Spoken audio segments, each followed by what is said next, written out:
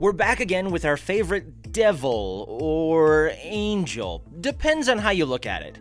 We are obsessed with the Lucifer TV show ever since it premiered on Fox, January 25th, 2016. And we knew it was going to be a smash hit since we had people like Warner Bros. And DC Entertainment backing it up. The Sandman was the basis for this TV show, and Neil Gaiman, Sam Kieth, and Mike Dringenberg added their own special twists to this series and created the smokin' hot devil that we can never get enough of. We suppose that was the actual intention, right? And ever since the last season ended on May 28th, 2018, we can't wait for the brand new and probably final season. So, waiting for the pandemic to pass and wanting to see what is going to happen next, we have decided to look at some of the scenes that production decided weren't good enough to make the final cut. Join us as we look at the Lucifer deleted scenes that would have changed everything. Let's jump right in, people. Number 10. Powerful words for a devil. Of course they are, but what actually were they? Well, after Chloe had been poisoned by Professor Carlisle, the doctor was dead, so what did the devil, played by Tom Ellis, do? He actually wanted to end his own life in the episode, titled A Good Day to Die, from the second season. He wanted to die with the help of Maze, Amenadiel, and Dr. Linda, and then go to hell to track down the professor that poisoned his beloved Chloe. And that's what the deleted scene was all about. Well, it was more like the aftermath of the poisoning. Lucifer watches over the deathly sick Chloe when all of a sudden, she opens her eyes. Lucifer is relieved to find out she's all good. While she asks where Trixie was, Lucifer tells her she's somewhere in the halls near the candy machines. After this sort of conversation, Lucifer turns to her and says that he is going to do everything in his power to help her. This scene was clearly deleted because it contradicted with Lucifer's previous statement about him not being able to go into the room and telling her how bad the situation really is. Number 9. Spat between Dan and Maze. One of the reasons you don't touch the inner thigh of one of Lucifer's helpers is because they can put you in a world of hurt, especially if that person is Maze. After being arrested by the police for breaking a guy's nose for groping her, she told the officers she knows Dan. When he comes in, the policeman releases her, and Dan immediately starts shouting at her because she involved him in a case that's none of his business. At that moment, Maze reminds him how she helped his marriage by leaving him naked in his wife's bed. Guess he should have walked around the house naked. And besides, Maze ends the conversation by suggesting Dan breaks someone's nose to relieve tension. Plus, one fan even said that after watching this scene, he had a better understanding as to why Maze went to Linda to learn how to be normal and control her anger. Not to mention, she had to smash that like button if you haven't done that already. Number 8. Slap Satan's ass. He said it wasn't us. After they solve the case, Chloe and Lucifer are back at the scene to discuss the case.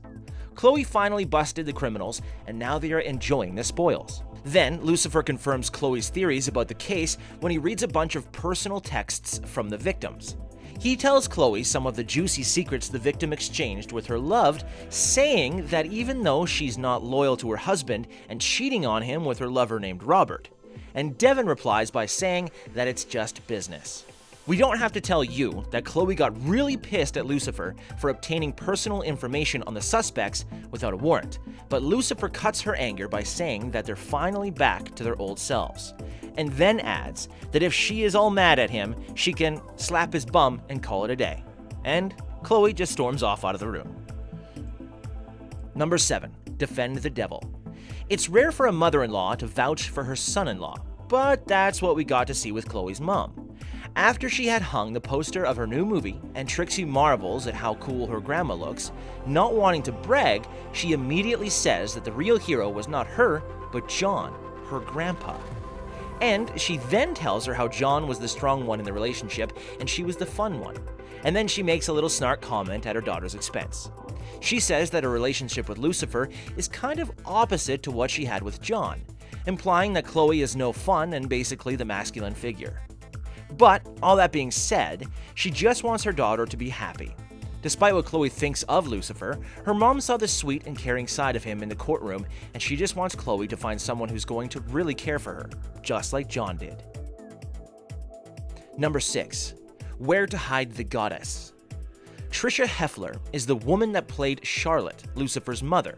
Well, the mother of all creation had used Charlotte's body to talk to her son, and when she was frightened of what was happening, Lucifer told her everything that had happened.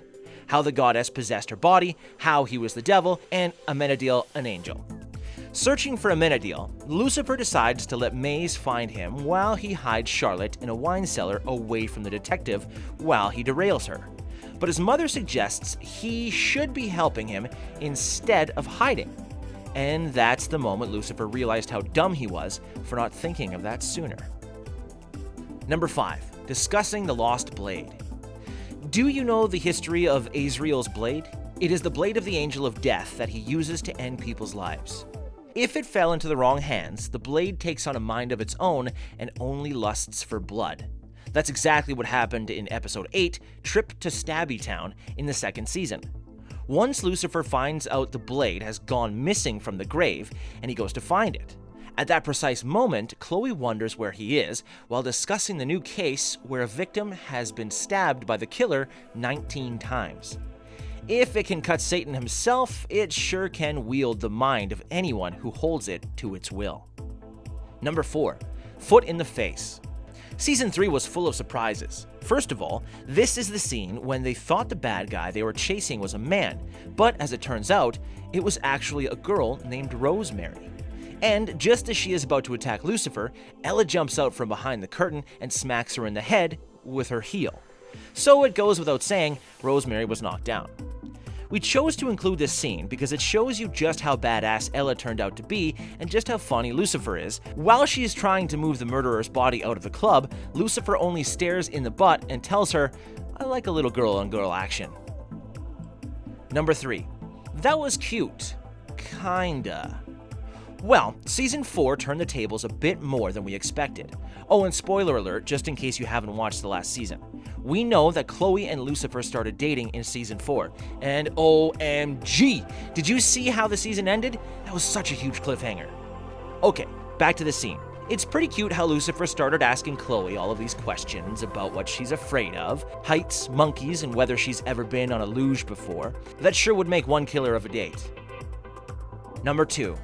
Eve need to move on. Just as Chloe and Lucifer are in the middle of a serious case, Lucifer notices Eve from the actual Adam and Eve on the stairs in his office. He immediately goes to talk to her and tells her that he doesn't love her, all while suggesting she move on. However, Eve is so madly in love with Satan that she asks him to escape together, and Lucifer politely declines. A few moments later, we see him walking with Chloe in a park. She tells him that he made a good choice by breaking up with her, but Lucifer says that he hasn't told her the bad news yet. Chloe is shocked. She says the relationship is not good for him, and he agrees. In order to restore balance in the world, he has to break up with her, regardless of how difficult it might seem. Number 1. Was the murder necessary? As the best deleted scene that should have made the final cut, we have the one where the director shows us just how powerful Lucifer is. Well, that's what happens when you try to kidnap the devil. This shallow person decided he was going to get a ransom for Lucifer's head, completely unaware of who he was dealing with, and that, plus the insults directed at Chloe's private parts, were enough for Lucifer to kill the man, which didn't really make Chloe happy. His destructive behavior has turned her life upside down, and she suggests he deal with his anger issues while he stays in his penthouse. Needless to say, Lucy was not particularly happy Chloe didn't take his side. And on that note, we end this video. But hey, what do you think will happen in the next season of Lucifer?